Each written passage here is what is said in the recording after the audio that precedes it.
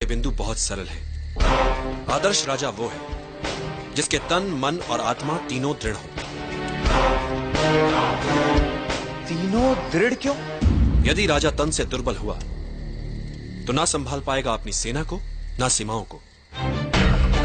और यदि उसका निर्बल और अस्थिर हुआ मन, तो पराजित होता रहेगा वो अपनी ही चिंताओं से।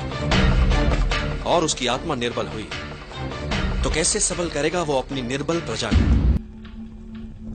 देखो वत्स, नियति तो यही कहती है कि अधिक पाना है, और अधिक पाने के लिए बहुत खतरा उठाना पड़ता है। कुछ लोग खतरा नहीं उठाते,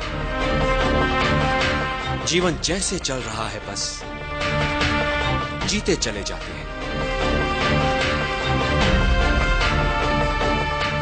पर जो प्रगति करना चाहते हैं, ऊपर उठना चाहते हैं, जो कुछ उनके पास है उसे दांव पर लगाने से नहीं डरते। संभावना है कि हार जाएं वे, कुछ ना कर पाए वे, पर ये जो कुछ कर दिखाने का प्रयास है, यही उन्हें औरों से अलग बनाता है। भले ही वे हार जाएं, पर यह संतोष उनसे कौन छीन सकता है कि उन्होंने कुछ अच्छा कर दिखाने का प्रयास तो किया। वैसे मैं इस चुनौती का निर्णय करता हूं, इसलिए तुम्हें इसमें बेईमानी का कोई भय नहीं होना चाहिए।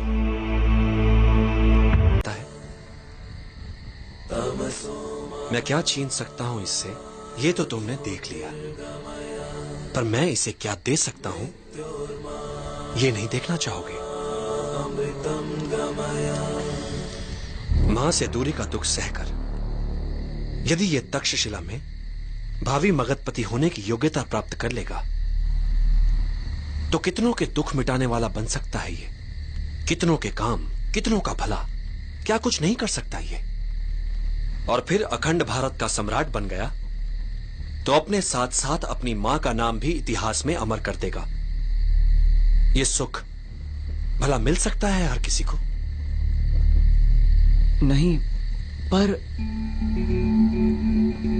समय से पहले व्यर्थ काल्पनिक सोच मूर्खता होती है वत्स। अभी इसकी तीसरी परीक्षा हुई कहां है, उसे तो हो जाने दो।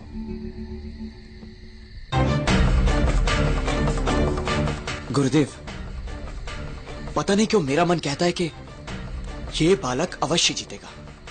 जब स्वतंत्रता के लिए आत्मा को बेचने का प्रश्न सामने आएगा, तब ये क्या करता है, देखते हैं। जोश अच्छा है वत्स, किंतु स्मरण रहे, बड़े बड़े योद्धा मात खा जाते हैं जब वो जोश में होश खो बैठते हैं। युद्ध का पहला नियम है अपना युद्ध चुनना सीखो। कब, कहां और किससे। युद्ध नीति कहती है कि वार सदैव अवसर देखकर ही करो। मुक्ति तो शीघ्र ही मिलेगी चंद्रगुप्त, किंतु ध्यान रहे, एकाग्रता बनी रहे।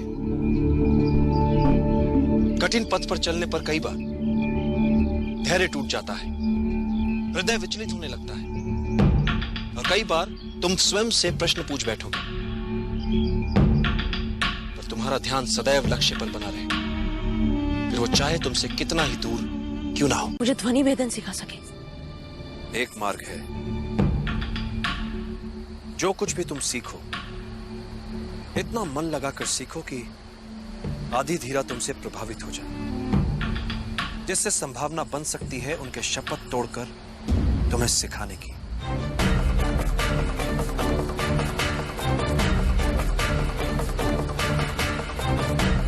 ये सब तुम पर निर्भर करता है। यदि तुम एकाग्रचित हो सको,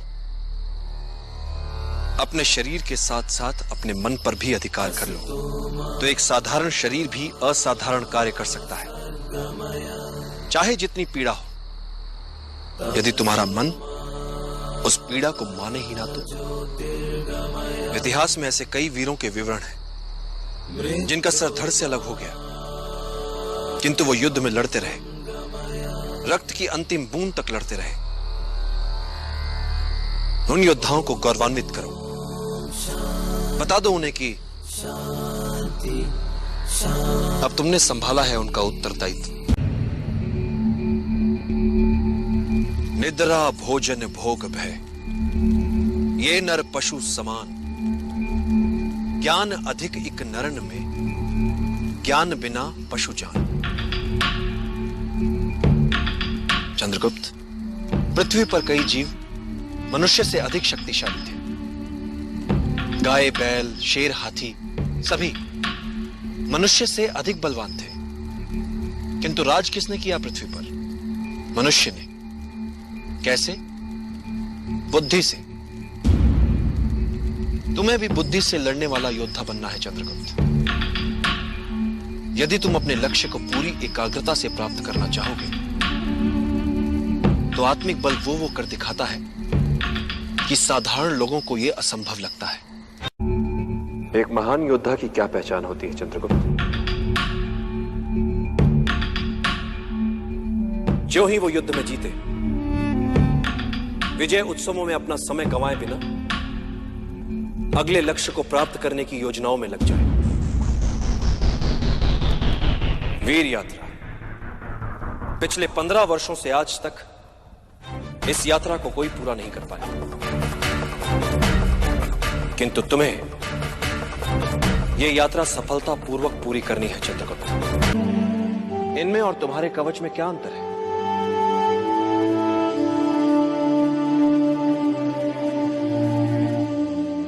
तो फिर इस कवच का और इस वीर यात्रा का कोई महत्व नहीं आचार्य। मूल्य यात्रा का है, यात्रा में मिली वस्तु का नहीं। मैं कुछ समझा नहीं आचार्य। यही समझाने के लिए मैंने तुम्हें यहां बुलाया है चंद्रगुप्त। व्यक्ति को जब आगे बढ़ना होता है, तो सबसे पहले वो अपना लक्ष्य तय करता है, और जब वो व्यक्ति लक्ष्य की ओर बढ़ता है, राह पर निकल पड़ता है,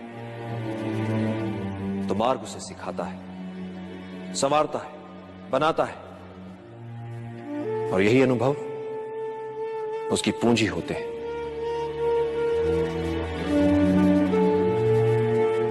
मार्ग पर चलकर लक्ष्य तक पहुंचा जाता है,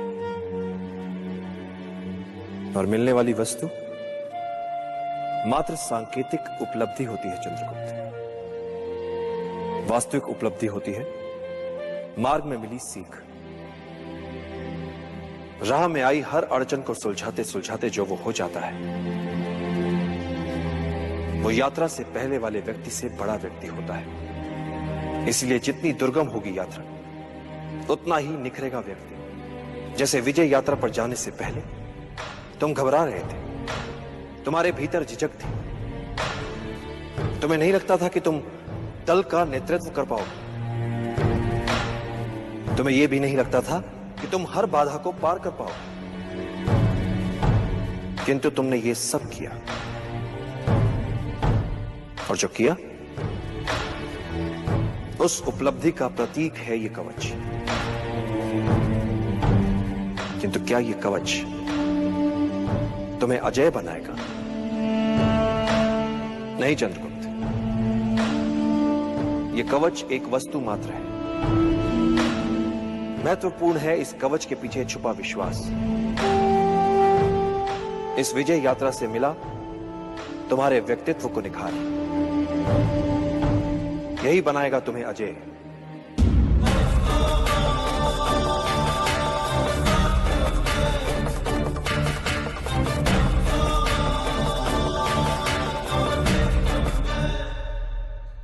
आचार्य, तो क्या अब मैं अपनी मां को छुड़ाने जा सकता हूं?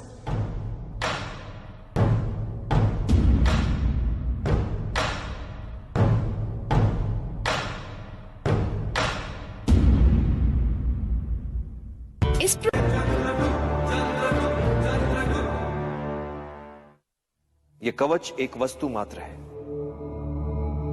महत्वपूर्ण है इस कवच के पीछे छुपा विश्वास।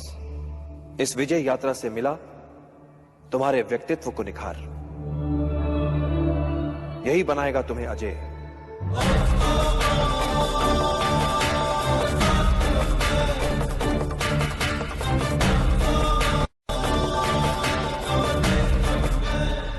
फिर कवच के लिए जो कथाएं प्रचलित थी वो सारी मिथ्या? किनकी थी वो कथाएं? उन महान योद्धाओं की जिनकी महानता ने उनके कवच तक को इतिहास बना दिया। तो बड़ा कौन? वो कवच, वो व्यक्ति, या वो योद्धा, या वे कार्य, वे महान युद्ध जिनसे वो इतिहास में अमर हो गए।